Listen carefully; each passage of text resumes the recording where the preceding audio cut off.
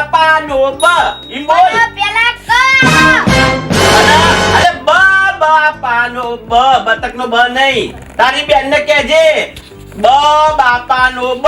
પણ બ બતકનો બ આવો અલ્યા બ બાપાનો બ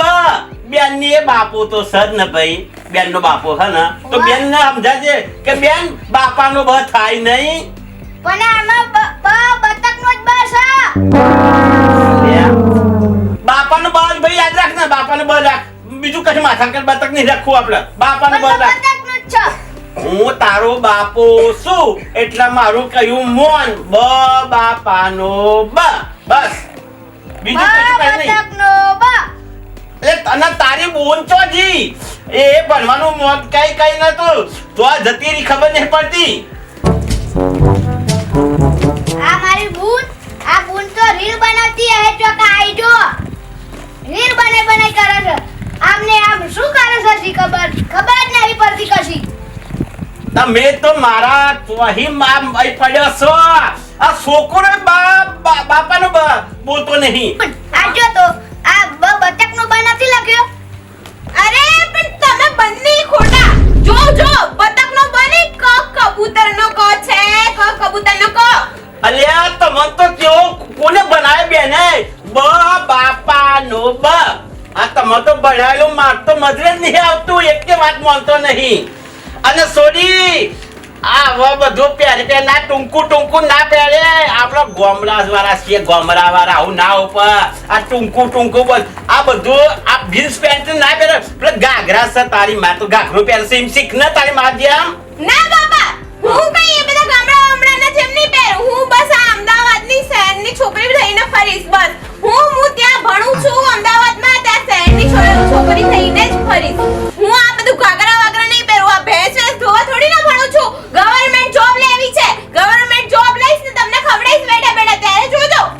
ઓ સોડી આ બધી છોડીઓ આપણા ગામડાની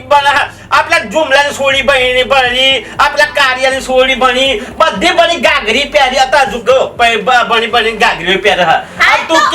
કે હું ગાગરી ના પહેરું એટલે આ ગાગરી પહેરવામાં આપણે શરમ નહીં આપણા ગામડાની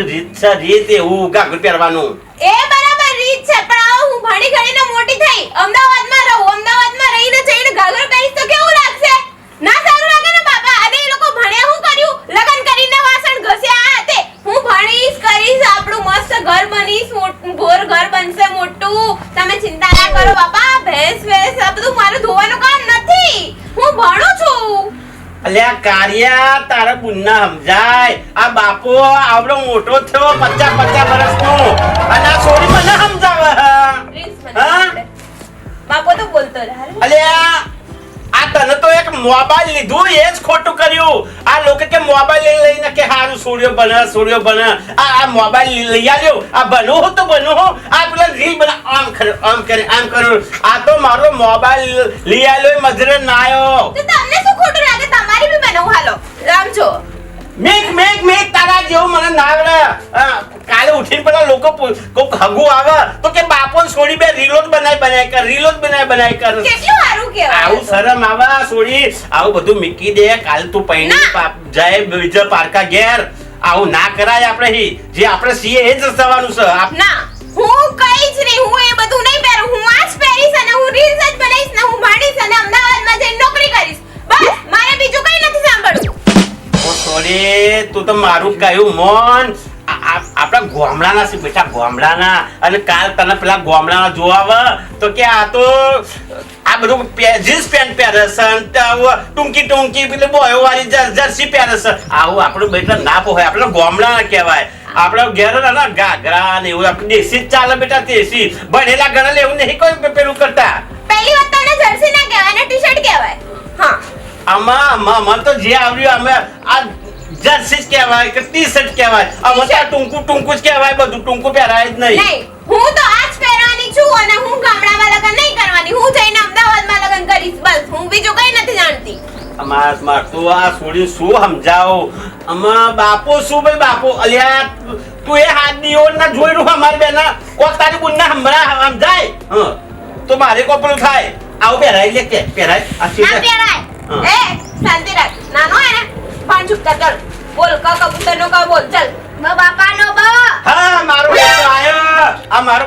મારો બેટો એટલે મારું કયું મોને. હા, કબૂતરનો ક. બાપાનો બ કીધું ને કબૂતરનો ક બોલ. બાપાનો બ બસ બંને બંધ કરો મારા છોકરાઓ, બંને બંધ કરો. આ કોક આપણે છે ને ગામડાના છીએ, ગામડાનું થોડું રાખવું પડે બેટા. આ બધું શહેરનું ના, શહેરમાં અમને ખબર હે કે આવું ટી શર્ટ પહેરે હ, જીન્સ પહેરે હ, પણ